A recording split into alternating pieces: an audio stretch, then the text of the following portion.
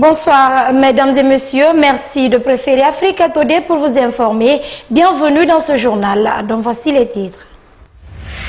Les professionnels de la santé se retrouvent à Conakry pour le compte du 4e congrès de la Société francophone africaine. Venus de plusieurs pays, ces hommes auront 3 jours pour réfléchir et débattre sur les moyens de lutte contre les maladies non transmissibles. Il y a de cela un an jour pour jour que nous quittait Kerno Madjousso, cofondateur et premier président de l'Organisation guinéenne des droits de l'homme. Ce jeudi, les membres de cette organisation ont tenu à commémorer cette date en rendant un hommage mérité aux actions de cet homme. Catastrophe industrielle et meurtrière en Chine, 67 morts, c'est le bilan de l'effondrement d'une plateforme de chantier dans le sud du pays. Un drame de plus dans un pays coutumier du fer. C'est tout pour les titres. Bientôt un toilettage dans les rangs des sociétés grossistes répartiteurs de médicaments en Guinée.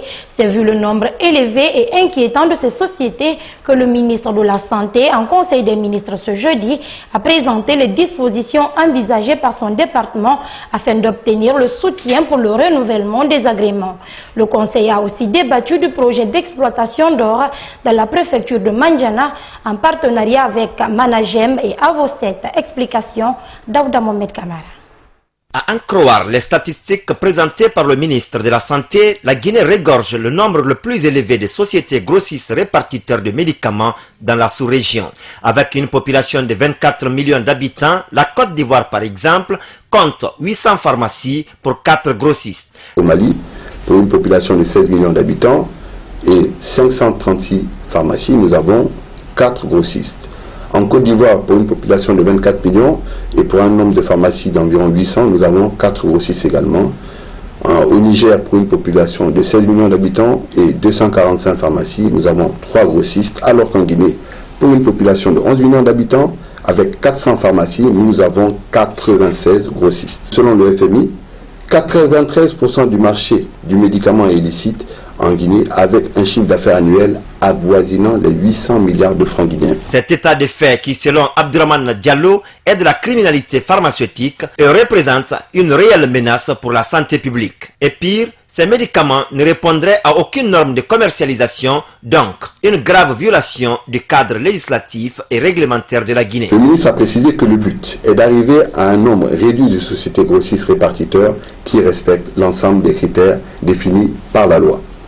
Ceci permettra de tarir les ressources d'approvisionnement de nos pays en faux médicaments par une surveillance plus renforcée au niveau du cordon douanier, de revoir le nombre de grossistes importateurs à la baisse par un système d'accréditation de toutes les sociétés autorisées par l'État, d'assainir le secteur privé pharmaceutique par l'application correcte de la loi et de la réglementation pour amener les gérants à plus de professionnalisme dans le travail. Sur le plan minier, le ministre des tutelles Abdoulaye Magasuba a indiqué au Conseil que l'État guinéen, les sociétés Avocet Management et la société des mines de Mandiana ont accepté de fédérer leurs efforts pour le développement et l'exploitation des gisements d'or de Mandiana.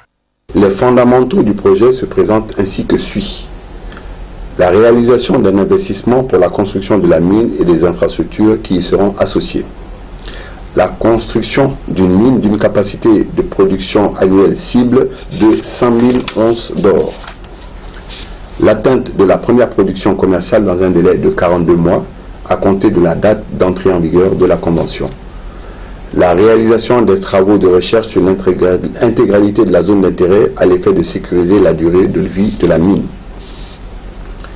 Pour ce qui est de la participation de l'État au capital de la société, conformément à l'article 150 alinéa 1 du Code minier, l'État a droit à 15% des actions composant le capital social. Au terme des débats, le Conseil a exprimé d'abord son soutien au ministre de la Santé pour la préservation de la santé publique.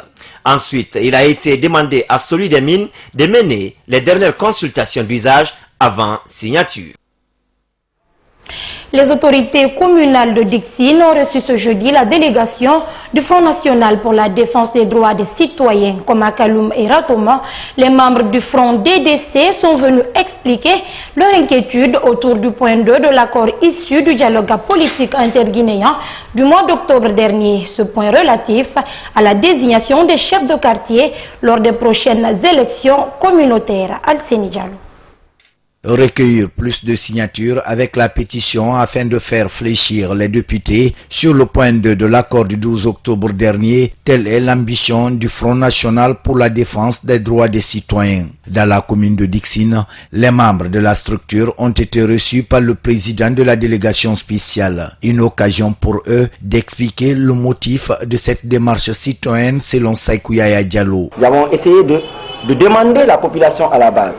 Est-ce qu'elle est d'accord sur ce point de l'accord? Parce que nous supposons que les acteurs politiques et les acteurs sociaux agissent au nom de l'intérêt général.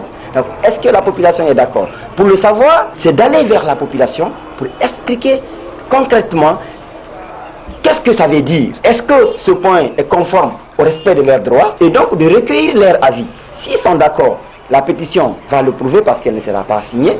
S'ils ne sont pas d'accord, ils vont signer cette pétition. Nous allons réunir l'ensemble de ces signatures, nous allons les déposer sur la table de l'Assemblée nationale pour leur dire, écoutez, voilà ce que pensent vos électeurs. Après quelques minutes d'échange, le président de la délégation spéciale de Dixine, issu de l'UFDG, dit comprendre l'idéologie qui anime le Front National pour la défense des droits des citoyens. Et Mamadou Samba Diallo a promis de ne pas s'immiscer dans cette démarche.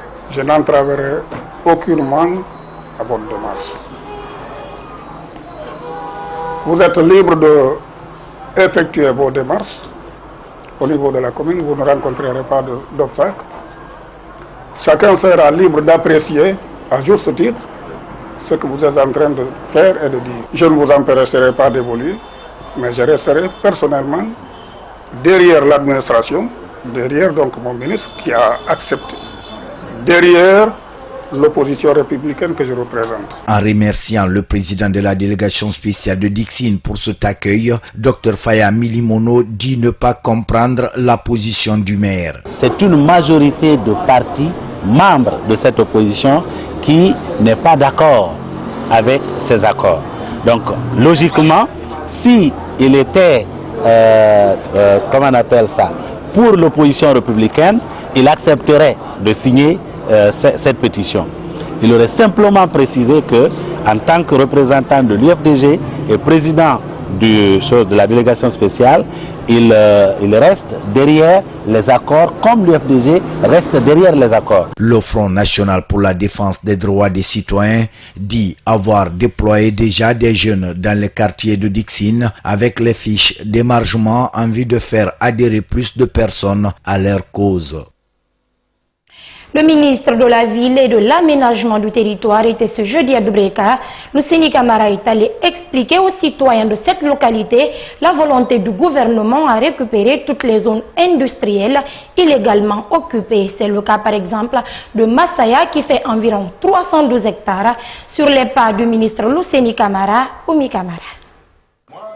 Depuis quelque temps, le torchon brûle entre les occupants du site de Masaya, dans la commune urbaine de Dubreka, et le ministère de la Ville et de l'Aménagement du Territoire. Ce bras de fer fait suite à la volonté affichée par le gouvernement dans la récupération des zones réservées de l'État. Après des minutes d'entretien avec les citoyens, Luseni Camara revient sur les biens fondés de cette mission. Nous sommes ici pour informer et sensibiliser les autorités préfectorales, locales, les sages, les leaders religieux et les occupants de ces zones-là pour qu'ils puissent accepter, je dis bien accepter, de libérer cette zone qui est uniquement dédiée au développement de l'industrie dans notre pays. Pour le préfet de Dubreka, face à ces occupations illégales, le constat s'avère critique vu l'ambition de l'État qui est celle d'industrialiser cette zone. Malgré les multiples problèmes que le gouvernement a aujourd'hui, mais le gouvernement a besoin d'investir dans cette zone.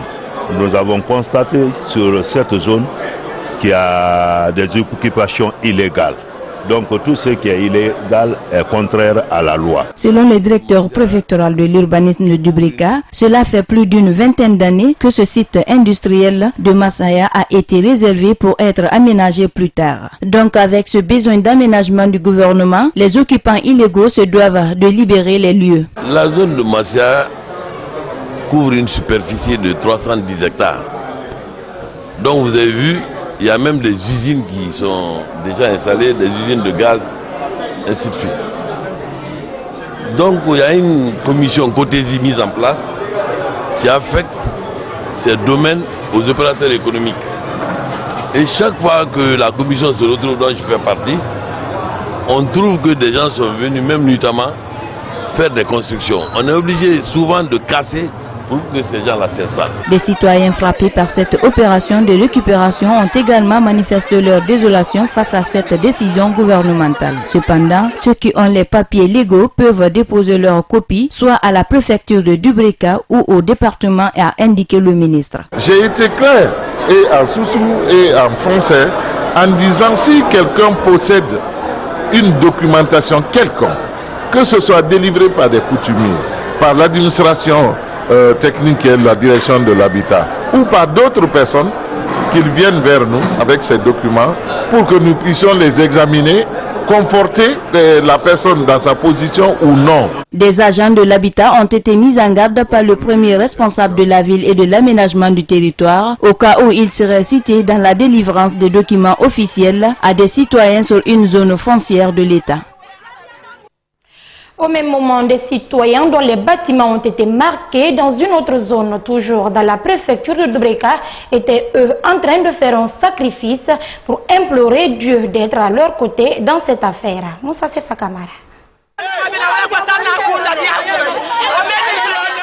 Ces populations de Maboya sont partagées entre la peur et l'incertitude.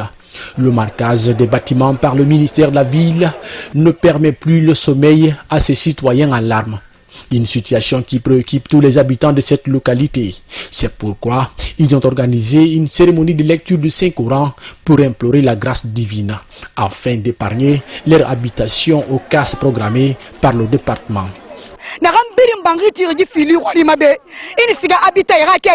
Tous ceux qui ont construit ici ont des papiers délivrés par l'habitat.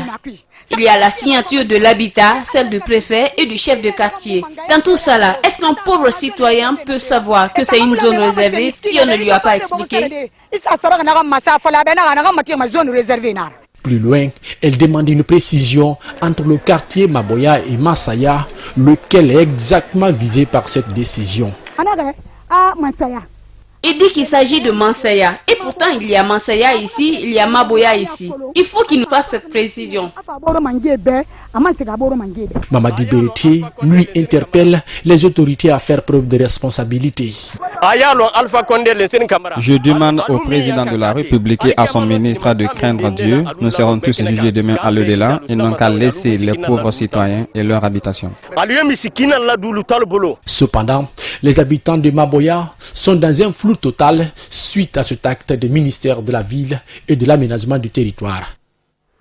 Le 4e congrès de la société francophone a démarré ce mercredi à Conakry, une retrouvaille scientifique au cours de laquelle les professionnels de la santé devront réfléchir sur les moyens de lutte contre les maladies non transmissibles et particulièrement le diabète. Le point avec Saloum Kondé.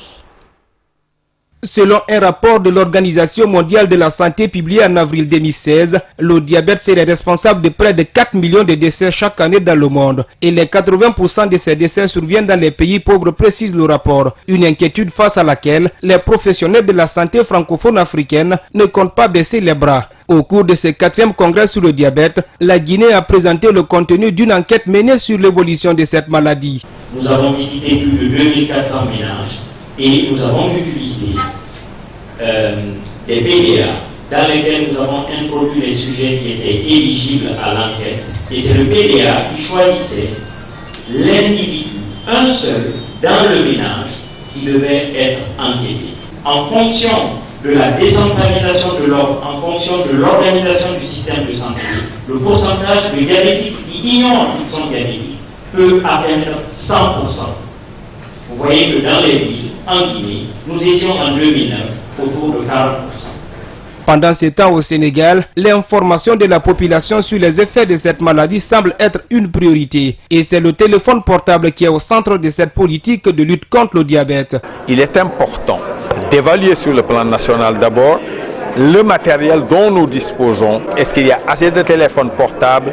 Est-ce que le système de communication est assez développé? On devra développer ce qu'on appelle les messages vocaux qui coûtent un peu plus cher, mais qui, s'ils sont pris en charge, permettent aux populations non alphabétisées de recevoir exactement les mêmes messages qui peuvent être utiles. Pour faciliter la lutte contre les maladies non transmissibles et le diabète, selon les experts de l'OMS, la diversification des sources de financement s'avère nécessaire. Il faut aussi bien le gouvernement, les agences du système des Nations Unies, le secteur privé, la société civile, tous ensemble mis derrière un plan multisectoriel de lutte contre les maladies non transmissibles. Et ce plan doit être suivi et évalué sur la base de 25 indicateurs définis au plan mondial, indicateurs qui concernent la mortalité et la morbidité, les facteurs de risque et la réponse du système national de santé. Pour efficacement lutter contre le diabète, selon des experts de la société francophone africaine, tous les secteurs de la vie nationale doivent intervenir. Restons toujours dans le même registre santé pour parler cette fois-ci du rhumatisme articulaire chez les enfants, une pathologie liée aux problèmes cardiaques qui s'attaque au cœur à travers les articulations. La maladie, si elle n'est pas prise en charge très tôt, peut facilement conduire à une invalidité chez l'enfant. Diao Bachir a rencontré un spécialiste. Suivez. L'ampleur que prennent aujourd'hui les maladies cardiovasculaires a de quoi donner de fil à retordre au monde médical. Les cascades de décès enregistrés dans des maisons et autres services de santé inquiètent de plus en plus les citoyens. En Guinée, selon des spécialistes, les maladies liées au cœur sont en nette croissance. Selon Dr Abdoulaye Kaba, cardiologue, le rhumatisme articulaire chez les enfants demeure aujourd'hui une autre préoccupation des médecins spécialistes en raison de sa faible connaissance. Pourtant, cette pathologie, dit-il, est aussi grave et sa prise en charge très lourde. C'est une infection streptococcique qui attaque non seulement le cœur, mais il y a d'autres organes. Quand cette pathologie attaque le cœur, le plus souvent le coût devient très élevé. Au-delà des phénomènes de la mondialisation et de l'urbanisation qui font partie, selon ce même spécialiste, des facteurs de risque liés aux maladies non transmissibles, Dr Abdoulaye Kaba pense qu'il est temps pour les citoyens de changer leurs habitudes alimentaires. En tout cas, pour le cardiologue, le marché d'Avaria n'est pas le bon exemple. Il y a beaucoup de friandises qui sont sur le marché présentement, qui sont à la base de l'émergence de ces maladies. Il y a un marché qu'on a ouvert ici en République de Guinée, qui s'appelle Avaria. Donc vous avez vu, c'est-à-dire c'est inimaginable qu'on ouvre un marché qui est à la merci de la population et que les gens s'approvisionnent en denrées avariées. Selon des récentes enquêtes réalisées par des ONG sanitaires, en Guinée, 2 personnes sur 5 sont hypertendues. L'Organisation guinéenne des droits de l'homme et du citoyen a commémoré ce jeudi 24 novembre l'an 1 de la mort de feu Kerno Madjousso, cofondateur et premier président de l'OGDH, une démarche qui vise à rendre hommage aux actions de l'homme. Aïssata Fofana. Les crises qui se créent dans le monde, ça vient de quoi? Le non-respect des droits. Principalement, le non-respect des droits de l'homme. Voilà des idéaux qui ont poussé Feu Tierno Madjousso à être l'un des précurseurs de la défense des droits de l'homme en Guinée en 1990. Une époque où des bavures et non-respect des droits de l'homme étaient récurrents d'après des témoignages. Le 22 novembre 1990, un jeune étudiant, Sékou Traoré, a été abattu à l'université Gamal Abdel Nasser par les forces de l'ordre. C'est l'une des premières actions publiques de l'OGDH et le 25 novembre 1990, nous avions appelé à une manifestation de protestation contre l'utilisation des armes à feu contre les étudiants et contre, disons, des manifestants qui étaient pacifiques.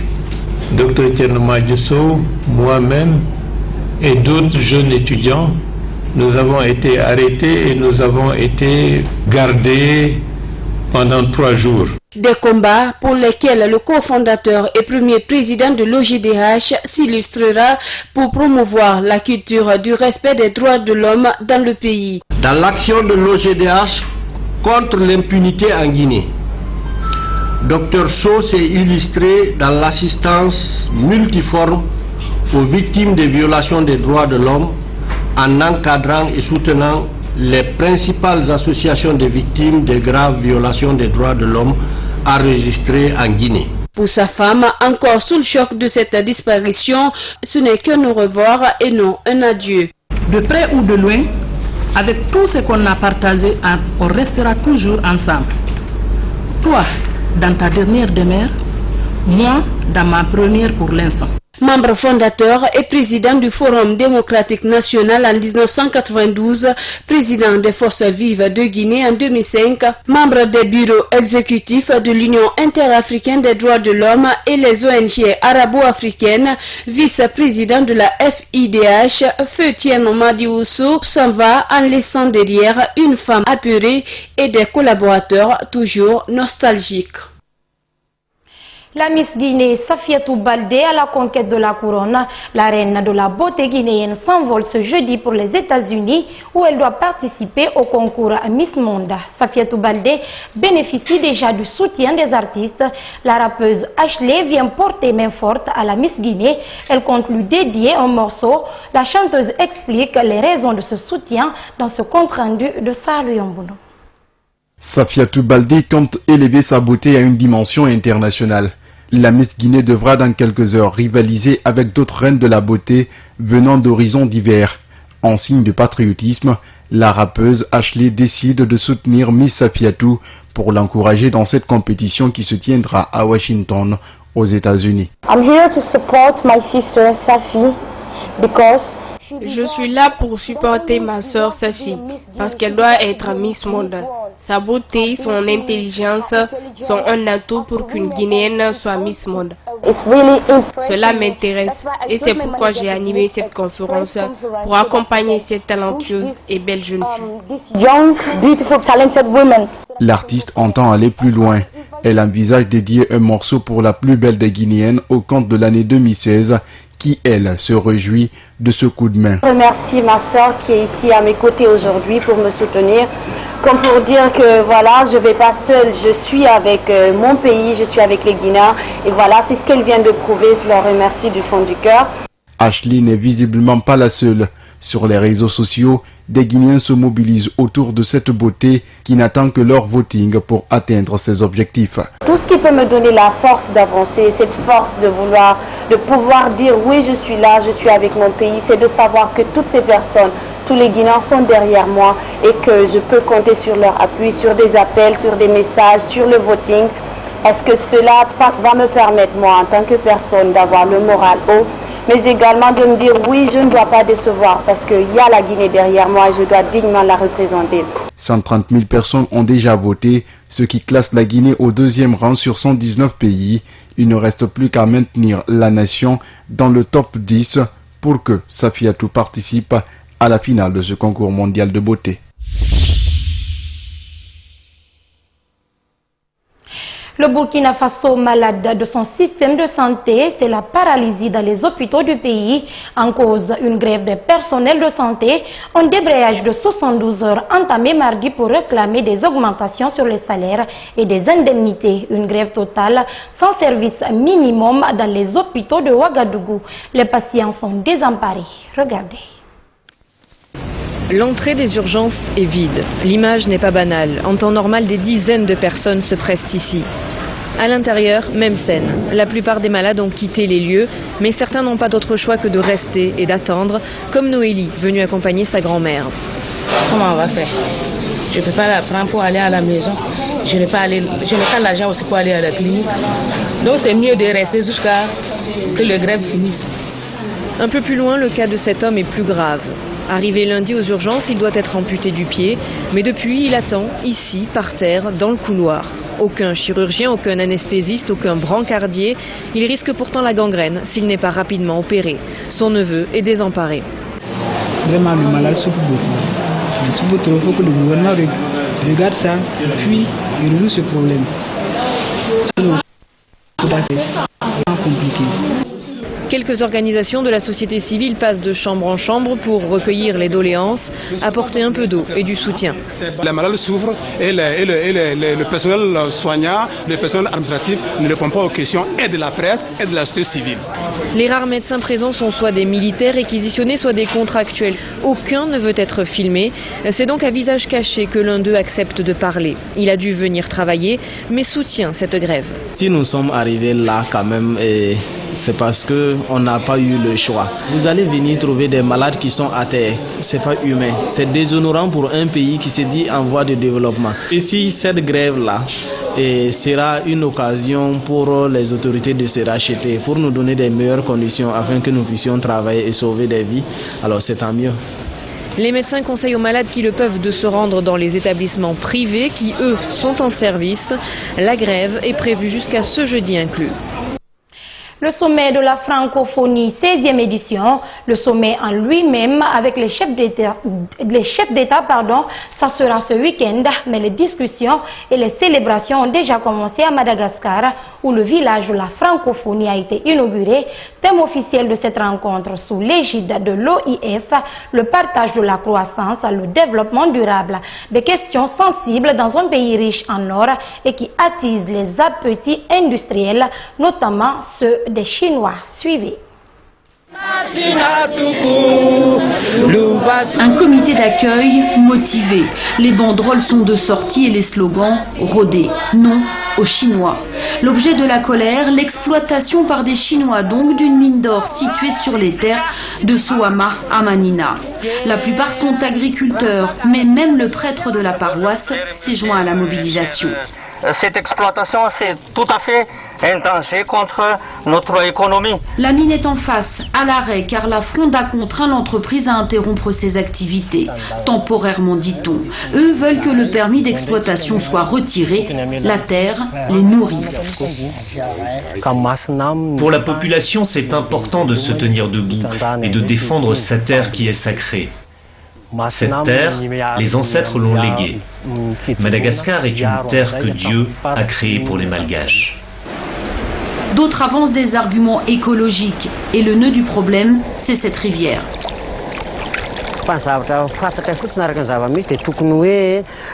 que l'on sait, c'est qu'ils sont censés tirer de l'eau de cette rivière, la mettre dans un bassin et l'utiliser en interne. Mais eux, ils prennent l'eau et ils déversent l'eau usée dans la rivière. Alors l'inquiétude naît, comment irriguer les rizières? Les rumeurs courent, des ébus seraient morts, invérifiables. On nous explique aussi, documents à l'appui, que certains défenseurs de l'environnement se seraient montrés coopératifs et quelques menus cadeaux auraient été distribués. Les présidents des mairies de quartier ont reçu des petits sacs de riz d'une quantité de 2,5 kg, des boissons, des bonbons et de l'huile. Aujourd'hui, la commune est divisée, les jalousies rendent l'atmosphère tendue. 30 propriétaires ont signé un bail de location avec les Chinois. Depuis, ils se sentent visés, voire menacés. Eux clament leurs bons droits. Ils ont expliqué que cela allait apporter un développement pour la commune et non pas pour une seule personne. Nous, ça fait longtemps qu'on habite ici et rien n'a changé depuis. Les Chinois, eux, ils pourraient développer la commune. Les Chinois ont promis des écoles, un terrain de foot, l'électricité, mais aucune pelleteuse à l'horizon. Tout est bloqué et l'affaire des irréductibles pourrait se muer en affaire politique au contour bien plus large que Soama à Manina.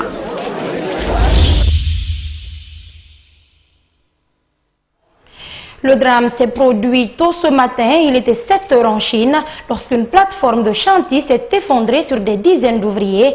Une catastrophe spectaculaire, mais pas exceptionnelle dans le pays. Regardez.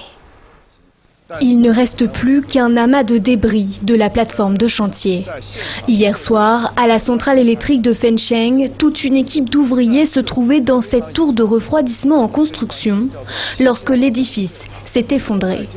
Au moins 67 personnes sont mortes. 2 sont hospitalisés, d'après le dernier bilan provisoire.